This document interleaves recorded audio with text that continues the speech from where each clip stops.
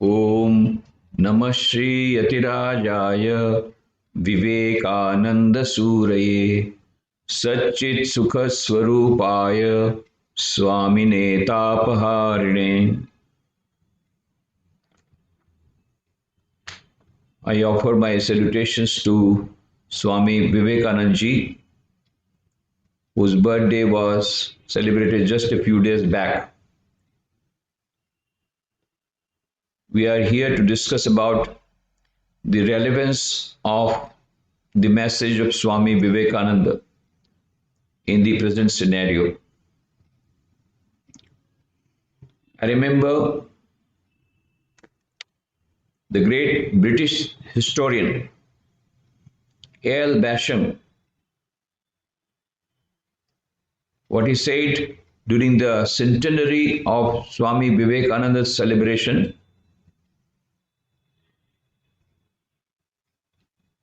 in 1963 is so relevant today. He was asked this question: what is the relevance of Swami Vivekananda after 100 years? A.L. Basham said, it is very difficult to evaluate the importance of Swami Vivekananda in the scale of history only after 100 years. Perhaps the future generations will be able to understand his message better. And may I say, today also, I would like to say the same thing. We are too near the history to understand the full significance of the message of Swami Vivekananda. His message was for the future. But gradually we are able to understand his message is getting more and more relevant as the time passes. It's a great, wonderful thing. Normally, when a leader dies, he becomes irrelevant after a few years. But here, what we find on 4 July 1902, at the age of 39 years, Swami Vivekananda left his body in meditation and is becoming more and more relevant. Because he was a great visionary, he could visualize the problems that are going to be faced by the humanity in future, and so he gave the solutions in advance. I also recall at this moment what the Director General of UNESCO, Dr. Federico Mayer, told on 8 October 1994 during the centenary celebration of Swami Vivekananda's participation in the Parliament of World's Religions in Chicago, which was held in 1893. At that time, he was asked this question: what is the relevance of UNESCO celebrating the centenary of Swami Vivekananda's participation in the World's Parliament of Religions? And then he said, the message that he gave in the World's Parliament of Religions, the message of the harmony of religions, the message of saying goodbye to fanaticism, the message of universal brotherhood, the message of universal salvation, these are all very, very relevant today in the present context. And may I say today, also, Swami Vivekananda's message is much more relevant than it was at the time that was delivered. Particularly, we find in the present scenario, the humanity is crossing through it is the crossroad. It is at the crossroads, and a lot of people are under stress. They were already under stress, under tension, lack of peace of mind, lack of happiness and peace. In fact, happiness industry is the fifth largest industry in the world today. So many books on suicide coming out. People were already suffering from suicide, from schizophrenia, from mental tension. Added to that now is this coronavirus pandemic. Fortunately for us in India, because of the vaccines, we are hopeful that within a few months we'll come out of this problem. But many parts of the world are still facing this problem. And apart from the pandemic, the aftermath of it, that is the economic recession, the insecurity arising from economic recession, all these problems have been added into the already problems being faced by the humanity. It is at this juncture, the message of Swami Vivekananda of strength, of confidence, of the message of powerfulness, the message of the infinite power inherent in every human being, the message of divinity becomes much more relevant. The message that he delivered at the World's Parliament of Religions in Chicago is today much more relevant. At that time, he quoted from the Shveta Upanishad, Shunvantu Vishve Amritasya Putra Aye Dhamani Divyani Tastu Vedahametam Purusham Mahantam Aditya Varnam Tamasa Parastat Tameva Viditvati Mritameti Nanya Pantha Viditenai. I have found the Ancient One who is beyond all miseries. By knowing him alone, he shall be free from all miseries.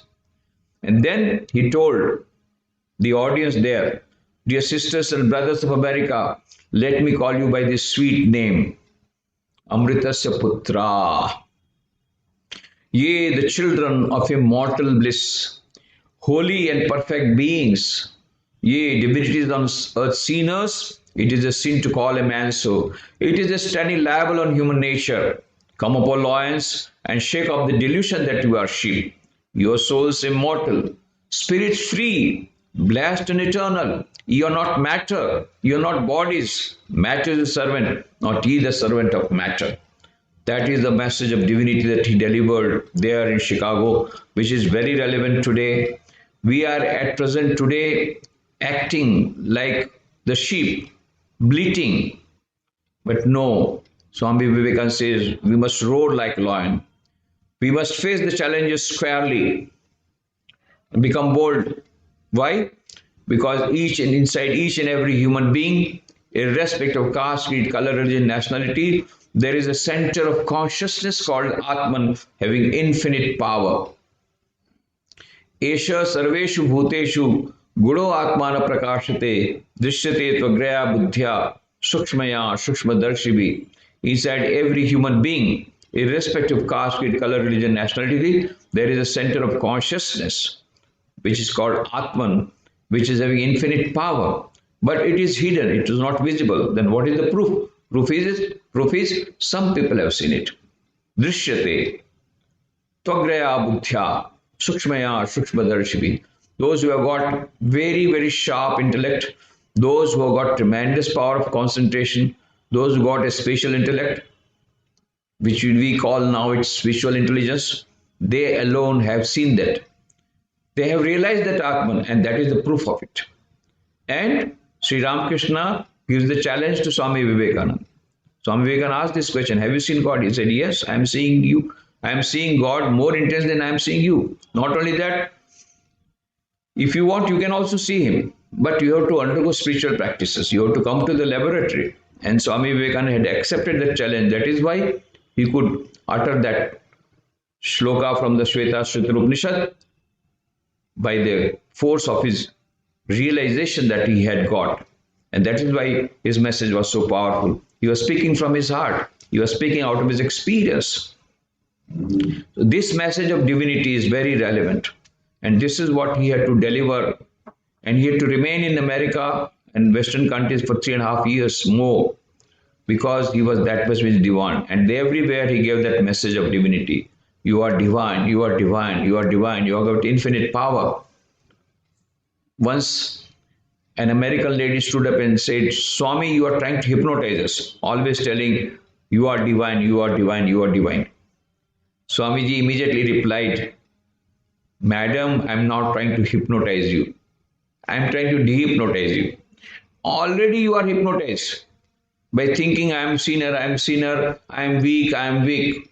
No. You are divine, that is the first truth. You are divine, that is the second truth. You are divine, that is the last truth. There is no truth greater than this. And he used to tell the story of a lioness and the sheep. There was a lioness passing through a forest, and then she found the flock of sheep was going along the street. In order to cross the street, she jumped over the flock of sheep.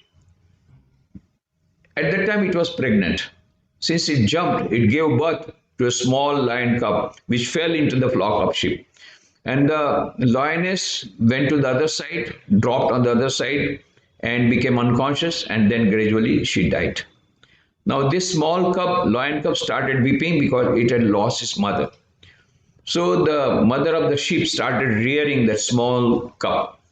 Now, this small lion started going along with the sheep, started eating grass like them, started playing with them, and started bleating like them. Bah, bah, bah. After a long time, another lion came in this forest, and it saw at a long distance a flock of sheep going, bah, bah, bah, bleating. And it was surprised to find at the end there was a small lion, and it was also bleating, bah, bah. It became very much surprised. What? Bleating? He had never heard a lion bleating like this. So it came nearer. When it came nearer, the sheep became so much frightened, they started running, bah, bah, bah. And this small lion also started running, bah, bah. This big lion caught hold of it. Hey, where are you going? These are sheep, I am lion, that is why they are afraid. But you are like lion like me, why are you afraid? And the small lion said, bah, bah. I am not lion, I am sheep. The big lion said, you fool, you are a lion, still you are telling you are sheep. You are lion, you are not sheep. And the small lion again started weeping, bah, bah, bah. I am not lion, I am sheep, I am sheep, I am sheep. Now this big lion became very much annoyed, just caught hold of this small lion, dragged it near a pond, and told, look at your reflection, look at my reflection. Your face resembles that of mine or that of the sheep. Now the small lion looked at the reflection and surprisingly found same type of face. Yes, now you understand, you are lion. Now give up this bleating, roar like me. Come, you are the king of the forest now. And became the king of the forest. And Swami Vivekananda used to tell this story and tell, this is the story of all of us. We feel we are sheep, and so we are bleating what to do. This coronavirus has come, this pandemic has come, where to go, my God, what will happen tomorrow, we don't know, we may get corona, and we may or may not get the ventilator, we may not get the seat in the hospital, and what happens if I die, what happens if my mother dies, what happens if my wife dies, oh, bah, bah, bah, we are just bleating. What will happen if I lose the job? What will happen if they reduce my salary? All these questions are coming, and we are bleating and we are weeping. Swami Vivekananda says, do not weep. Do not bleat. Why? Because you are lion. You are not sheep. Why? Because there is infinite power within each and every one of us. But at present, we are not aware of it. Why? Why we are not aware of it? Because it is hidden. The power is there. The Atman is there, but it is hidden. That is why Kabir says, Moko kaha tu dhunde bande, main to tere paas mein, khojoge to abhi milunga pal bhar ke talash mein. Already there. The source of infinite power, infinite joy, infinite bliss, infinite happiness is already there inside every human being. But at present, we are not able to see it. Why? Because it is hidden. So, it is hidden because of the screen. Remove the screen. That is the solution. Remove the screen. That is why Kabir says, घूंघट का पट खोल रे तोहे पिया मिलेंगे, कटु को वचन मत बोल रे तोहे पिया मिलेंगे. You will certainly get the beloved, but you will have to remove the screen. But how to remove the screen? Swami Vivekananda gives beautiful solution to this problem. In his book on Raj Yoga, he gives the gist of the whole of Vedanta in one paragraph. Each soul is potentially divine. The goal of human life is to manifest this divinity within by controlling nature external and internal. Do this either by work or worship or psychic control or philosophy, by one or more or all of these and be free. This is the whole of religion. Doctrines, dogmas, rituals, temple, churches, mosques are but secondary details. So he says every human being has got that infinite power. Each soul is potentially divine, potentially. And the goal of human life is to manifest this divinity. We do not have to import that divinity. It is already there. We have to just manifest it. How to manifest it? By controlling nature external and internal. How this can be done? By four methods: Raj Yoga, Bhakti Yoga, Gyan Yoga and Karma Yoga. What is Raj Yoga? Raj Yoga is Ashtanga Yoga Patanjali, Yama, Niyama, Asana, Pranayam, Pratyahar, Dharana, Dhyan, Samadhi. What is Yama? Yama are five: Satya, Asteya, Brahmacharya, Aparigra, Ahimsa. Name also five: Shauch, Santosh, Tap, Swadhyay, Ishwar Pranidhana. Yama, Niyama, Asana, Pranayam, Pratyahar, Dharana, Dhyan and Samadhi. And to summarize it in a simple manner, following the ethical rules and meditation, that is Raj Yoga. To make it simple. What is Bhakti Yoga? Bhakti Yoga is prayer, repeating the mantra, worshipping the Lord, above all loving the Lord thy God with all thy heart, with all thy soul, with all thy strength. That is loving the Lord, the infinite love. What we want is infinite love, and that can come only from infinite God. So is Bhakti Yoga, the religion of love, the path of love. Third is Gyan Yoga. Yoga means not that yoga. Normally people nowadays, the yoga, they are misusing the name. Yoga does not mean only yogasana. Most of the people now feel that yoga means yogasana. No. Yogasana is only a small part of Hatha Yoga, which is a small part of Raj Yoga, which is again part of the four yogas. Yoga means union between the individual self and the supreme self. Yoga means getting infinite knowledge, infinite happiness, infinite bliss, eternal life. That is yoga. It's not only getting little health for some years or having a little longer life. That is Hatha Yoga. But real yoga means union between the individual self and the supreme self. And when that union takes place, when that yoga culminates, what happens? Infinite happiness, infinite bliss, infinite knowledge, eternal life. And that is the goal of any yoga. And Swami Vivekananda says each and every yoga is capable of independently taking you to the reality. So the Gyan Yoga is trying to find out what is my true nature. Am I this body? No. Am I this mind? No. Am I this intellect? No. Then who am I? Chidanand Rupa Shivoham Shivo. I am that infinite Atman. That infinite Atman, Satchit Ananda.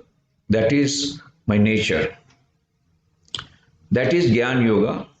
And for the modern men, I tell it in a simpler manner, that is trying to read inspirational books, reflecting over it. And fourth is Karma Yoga. Karma Yoga is converting work into worship. Each and every work can be converted into worship just by changing the attitude of mind, just by bringing the feeling of detachment, just by becoming more and more unselfish. And Swami Vivekananda says, at long last you will understand the best way is to become happy is to see that others are happy, and the best way to get peace of mind is to pray for others' peace of mind. If you cannot serve others, unselfishness is more paying in the long run. Unfortunately, people do not have the passions to practice it. It is more paying in the long run. Unfortunately, people do not have the passions to practice it. You practice it and you will find yourself. Unselfishness is more paying. The more you serve others, the more you get in terms of happiness and peace. You can experimentally verify it just by having small service. If nothing else, at least you can pray for others. What happens when you pray for others? They will get peace of mind. Even if your friend is thousands of kilometers away, if you pray for him or her, he or she will get peace of mind. But first you will get peace of mind. You can experiment it. There's a beautiful shloka which is being recited by thousands of people in India. Very well-known verse. Sarve bhavantu sukhina, sarve santu niramaya, sarve bhadrani pashyantu, ma kashchid dukh bhag bhavet. Let all be happy, let all be healthy, let all attain goodness, let not get misery. What a beautiful prayer. And if you start praying like this, you will start getting peace of mind. This is the best way, the easiest way to get peace of mind. You can experimentally verify it. Many people have reported, yes, we started praying like this and we are getting peace of mind. But some people, they report that no, we are praying like this, but we are not getting peace of mind. I said, then there is something wrong in your praying. Many people, they pray, Sarve bhavantu sukhina, sarve santu niramaya, sarve bhadrani pashyantu, ma kashchid dukh bhag bhavet. Let all be happy, let all be healthy, let all attain goodness, let none get misery. And when they say like that, let all be happy, they put the brackets. Let all be happy minus my mother-in-law, let all be happy minus my wife. Don't put a bracket there. If you put a bracket there, then you will not get peace. So don't put a bracket at the time of prayer. Let all be happy, let all be healthy, let all attain goodness, let none get misery. Let us have positive thoughts. Whenever you are having any feeling of jealousy or hatred or ill feeling, that is called negative feeling. Whenever negative feeling comes, positive feeling goes. When positive feeling goes, negativity comes, automatically happiness goes away and misery comes. This is simple by law of karma. Simply by the law of, it is a sort of this principle, the eternal principle, lighthouse principle. That is why the more happiness you give to others, the more happiness you receive. The more you peace give to others, the more peace you get. The more you pray for the others' peace of mind, the more peace you get. This is a simple law of karma, the simple law of action and reaction. So start prayers, little bit of service. Immediately you get peace of mind. Immediately. You get peace, you will start immediately getting peace of mind. You can experiment it. Swami Vivekananda wrote a beautiful letter to Maharaja of Mysore. My dear prince, this life is short. The vanities of this world are transient. In this short life, they alone live who live for others. The rest are more dead than alive. You find it present today in the society, many people who are dead people, only they are bothered about their own happiness, their own self-interest, extremely selfish. And that is why they are suffering. Highly egoistic and highly selfish. You will find those who commit suicide also. They are more egoistic, though outwardly they may appear to be more humble and more having more inferiority complex, but inside they are full of ego, full of self-centeredness. Self-centeredness and ego gives rise to misery. So, positivity means more of unselfishness. And this unselfishness will give positivity. Positivity will give us immunity. Immunity will give us the power of combating all the problems of life, including coronavirus. So that is the utility of this part of Karma Yoga. So Swami Vivekananda says each and every yoga is capable of leading us to that infinite power, infinite joy, infinite happiness. But then which is better? Swami Vivekananda, that depends upon you. You take it whatever you want. But what you have taken, Swami Vivekananda said, well, I have taken all the 4 yogas simultaneously. So that is why Romarola says Swami Vivekananda rode on all the 4 horses simultaneously. So he practiced all the 4 yogas simultaneously, and he says also that for the modern man it is better to combine all the 4 yogas simultaneously. This is how the devotees of Ramakrishna Mission, how do they practice? Morning they have got some prayer, then they meditate, then they have some reading from the scriptures. Again in the evening they have got prayer, then they have meditate, then they have some reading from the scriptures. And whole day they are trying to do unselfish service. They are trying to do work, their swadharma, their duty in the spirit of worship. That is how, so morning and evening, Raj Yoga, Bhakti Yoga, Jnana Yoga, and whole day Karma Yoga. That is a best combination, very nice combination. If not more, at least we should try to spend minimum 5 minutes morning, evening in meditation, minimum 5 minutes morning and evening in prayer, and morning and evening 5 minutes in reading inspirational books. If we can do this and whole day, if we try to convert work into worship, immediately you will get peace of mind. So this unselfishness will bring peace. Harmony of 4 yogas, practicing these 4 yogas in daily life will bring happiness and peace in everyday life. At the same time, it will lead us to eternal happiness, eternal life, infinite joy, infinite bliss. That is a very beautiful message that Swami Vivekananda has given, practicing the 4 yogas for the modern man. All our problems we can face squarely, whatever may be the problems. We have to become bold, because inside us is this Atman having infinite power. And that is why Swami Vivekananda says, if you find one word coming like a bomb from the Upanishads, it is the one word, Abhi, Abhi, Abhi. Be fearless, be fearless, be fearless. Let us not be afraid of any problem. Let us be fearless. We have got infinite power, which is already within us. Only we have to manifest it. And we will start manifesting the moment we start practicing these 4 yogas in our daily life. I pray to Swami Vivekananda that may he shower his blessings on us, so that we may be able to practice these 4 yogas in our daily life, and thereby get happiness and peace in everyday life, and get rid of all sorts of fear, all sorts of feelings of insecurity, all sorts of negativity, and fill us, and we may be filled up with the ideas of positivity and immunity, and may we be able to face all the problems squarely. May Swamiji shower his blessings on all of us. Thank you. Om Shanti Shanti Shanti. Hari Om Tassat.